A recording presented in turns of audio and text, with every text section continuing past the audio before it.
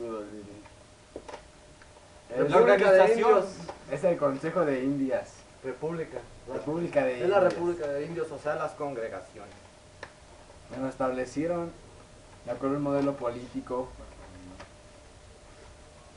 de democracia, con un cabildo que era gobernado por ancianos y presidido por un sacerdote. Este tenía un sistema de mayordomías que en su organización política y económica se hizo siguiendo el ejemplo de los pueblos, Pueblo hospital. los pueblos hospital, O sea, que básicamente. estaban ahí cuando los necesitaban. O sea, para cuando se ocupaban para alguna razón militar, médica, social, económica, esa gente estaba ahí. O sea, las mayordimas eran mayordimas. Mayordomias. Tenían como rector a un sacerdote. Ajá. Bueno, la organización social, política y económica se hizo siguiendo el ejemplo de los pueblos hospitales. O sea, bueno, ya que no tenían reglas y nada de eso, pues siguieron el ejemplo de ellos, ya que pues no tenían cosas así. ¿Sí entendéis? ¿Ya? ¿Está claro, compañeros? Muy La bien. hostia, tío, para el video.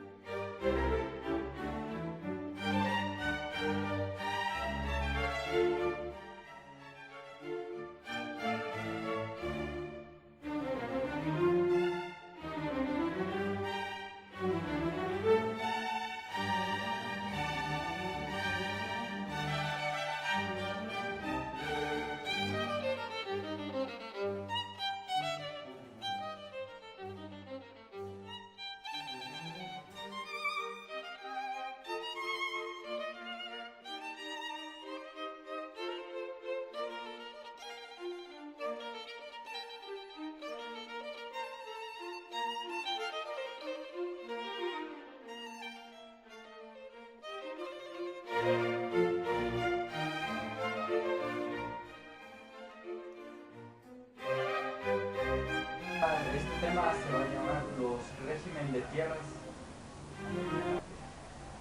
La propiedad de la tierra. Bueno, ahora se dividían en dos, que son para indígenas y para españoles.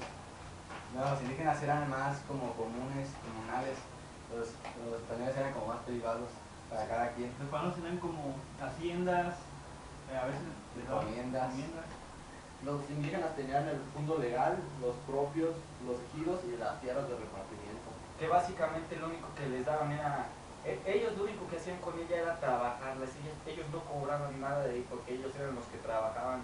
Y era lo que le daban a los Por españoles. ejemplo, los ejidos era tierra para trabajar, no para cultivar ni para construir, pero para trabajar. Por ejemplo, si tenían ganado, podían tener su ganado ahí, llevarlo a alimentar, a pastorear. Las tierras de repartimiento se basaban en el sistema mexica.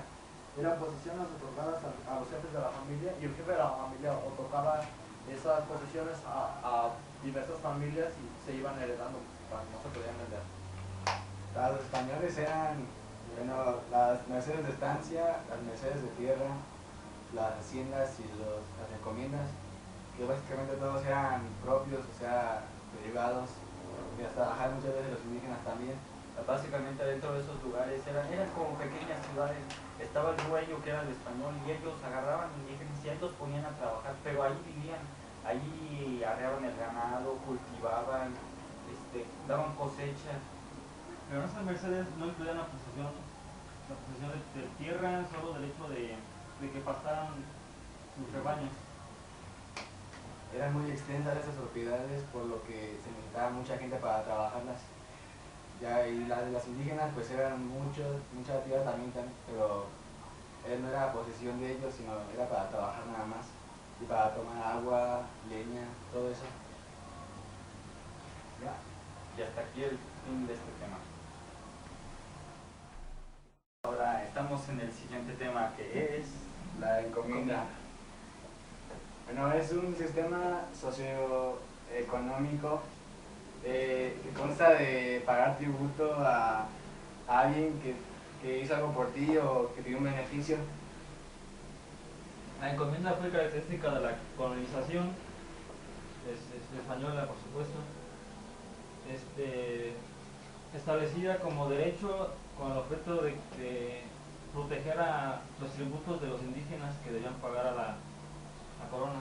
La encomienda debe cuidar el bienestar de los indígenas, que son ellos los que están produciendo en el terreno. Esto lo mandaba el rey, ya que no le convenía que estuvieran en maltrato los indígenas, ya que no producían así. Sin embargo, se cometieron muchos abusos contra los indígenas porque no había quien los cuidara ni quien los protegiera, solo estaba la ley y ya. Todavía me acuerdo que puedes quedar. Y nosotros vamos a hablar del repartimiento de tierras. Fue la base económica que aportó una gran cantidad de dinero. Pues los conquistadores pues aprovechaban este recurso y en ese tiempo de consolidación los encargados se apoderaban del oro y del quinto real. El quinto real era el impuesto que se cobraba, era la quinta parte de la producción que se hacía, iba para el rey, pero estos se apropiaban de él ya que apenas estaba formando todo. Los primeros repartos de tierras fueron realizados por conquistadores en el permiso de los monarcas. Estos repartos de tierra eran dados por el virreinato a varias comunidades indígenas que la iban trabajando por igual. Claro que obviamente obtenían su parte, pero muy pequeña. Y eso es todo.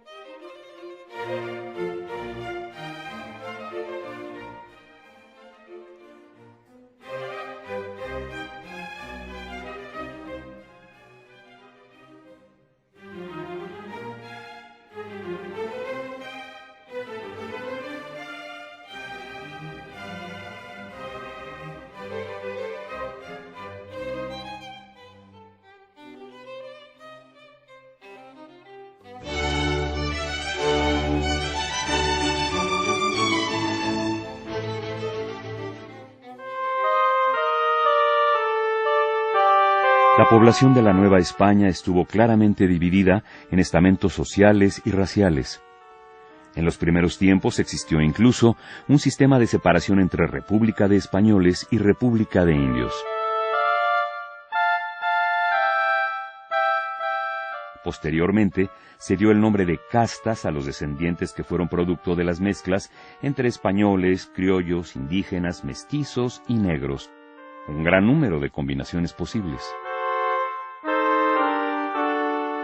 Inspirado en este afán clasificatorio de los habitantes del país, en el siglo XVIII se dio un peculiar género pictórico, las pinturas de castas o cuadros de mestizaje. Se hicieron muchas versiones, todas llenas de viveza anecdótica. Cada pintura representa una pareja de diferente origen y su pequeño vástago, que recibía a veces epítetos curiosos como salta atrás, ahí te estás o tente en el aire, nombres que por cierto no eran usados oficialmente. La ciencia física podía ser fantasiosa. Estas pinturas nos muestran los diversos sectores de la población y dan idea de las costumbres, el vestuario, los múltiples oficios.